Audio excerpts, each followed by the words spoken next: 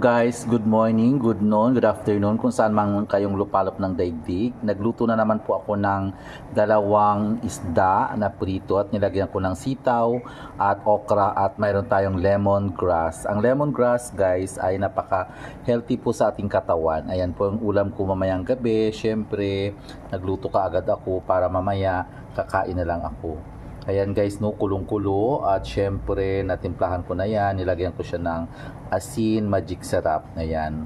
Syempre, napakasarap ang sabaw niyan dahil healthy po sa ating katawan ang masustansyang gulay. Ayan, syempre, ang sarap. Medyo malabo lang kaya guys, no, kasi kumukulo siya. Yan, maraming salamat no sa inyo, sa suporta nyo lagi sa akin. Update ko lang kayo lagi kung ano ang aking ulam araw-araw. Maraming salamat po. God bless. Mwah mwah. Chup chup.